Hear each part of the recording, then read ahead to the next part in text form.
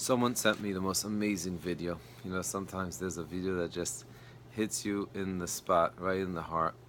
There's a video, and this is already something that was written up a few years ago already, but it's a known fact. You could check it out.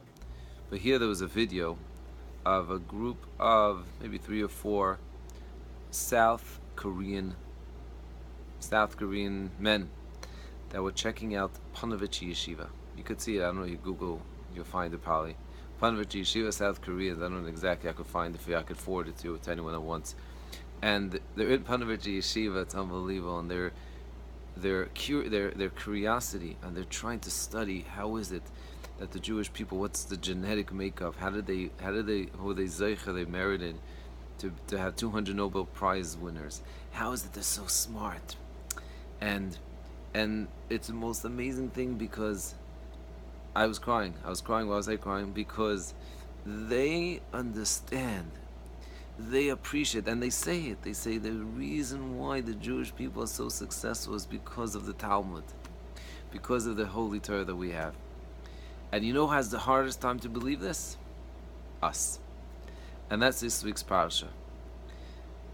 This week's parasha speaks about basically the Meraglim, the spies, the most incredible princes of the Jewish people. And everyone's perplexed. How is it possible that they failed? How is it possible that they came back with a negative report? Lashon Hara bad Eretz Yisrael. That's why we started Hilchos Lashon Hara. How is it possible? And one of the explanations for the Chidush Harim and the Kotzker Rebbe, and they all go basically in this line of thought. There's a pasuk. It says, "Vanehi be'eneinu kachagavim, v'chein hayinu be'eneihem." We were like grasshoppers in their eyes. V'chein hayinu be'eneinu. Vanehi be'eneinu kachagavim. We were in our eyes like grasshoppers. V'chein hayinu be'eneihem, and we were also in their eyes, meaning in the eyes of the giants. And the Kotzker Rebbe says, why are you worried about what other people are thinking? And I add to that, and I think other Mefarshim say, it's not just why are you worried about what other people are thinking. Because they thought that you're grasshoppers, we start thinking we're grasshoppers. If God sent us on a mission to capture the land of Israel, God says you can do it. God says you can, maybe even you could hear people say you're like grasshoppers. It doesn't matter. You're Bnei Yisrael. You're the most incredible nation in the world. And if Hashem says you can do it, then you can do it. And when I was in the hospital, I took someone to the hospital this week. So it was in Mount Sinai Hospital. First of all, the most amazing thing. You go to a hospital, first of all, nothing bothers you afterwards. I was taking someone for really terrible experience. Taking him. Anyway, then I had a little bit of time till he's recuperating. I went downstairs. Mikam Chisal, you have the 24/7 Chesed, Pikucholim. Amazing. What a Kiddush Hashem. Every type of food, of course, everything you want. But luckily, there was also beautiful Svarim. One of the Svarim was from the Tasha Rebbe. Avoida. So his Svarim was so heartful. They're all shmuzing for the Shalashidis. In this shmuz, Pasha Shlach, the Tasha Rebbe speaks about this point. He says the biggest downfall of the Jewish people, and specifically the spies, was that they didn't believe in themselves. What does that mean to believe in yourself? That means if Hashem says you can do it, you can do it.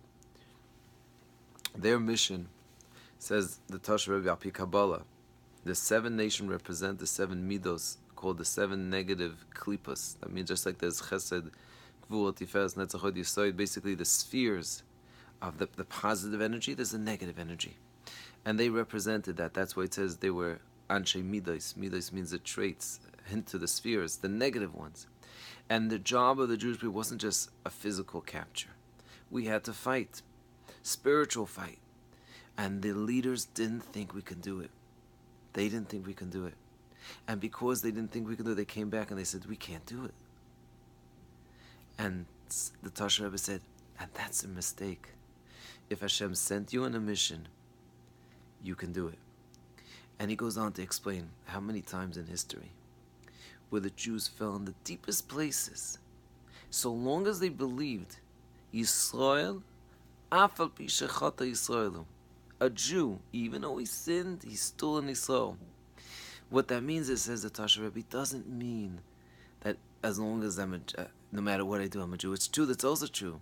As around Kotler, when he was trying to raise money to save the Jews in Europe, and he met with a person by the name of Mr. Morgenstern, and it was one, I think, the Secretary of State, and he said to Around Kotler, but they're not even religious. And Around Kotler screamed, what do you mean he saw after Prisha he said, every Jew is still a Jew. But Tasha Rebbe says it's so much deeper. It means that no matter where we fall, we could always return. And Hashem says we could return. And if He says we could do it. There's nothing that could stand in front of a person's will. And he quotes a story of the Kamalna. The Kamalna, one of the great Rebbes, Kabbalists, says that there was a Jew that was known that he did every single possible Avera, even the ones that he didn't have an enjoyment from. He did it. And he did it to anger Hashem, avoid Zarah, things that are not even enjoyable. And then, somehow he did tshuva. Decides going to do tshuva, even though it looked against all odds. He elevated himself so highly that the Aptarah of the Ohev Yisrael said, when he met him, this person has reached midos that I haven't reached yet, and he got up for him. Koyach of a Jew is infinite. South Koreans see it. So many other nations see it. We have to see it. Have an amazing Shabbos.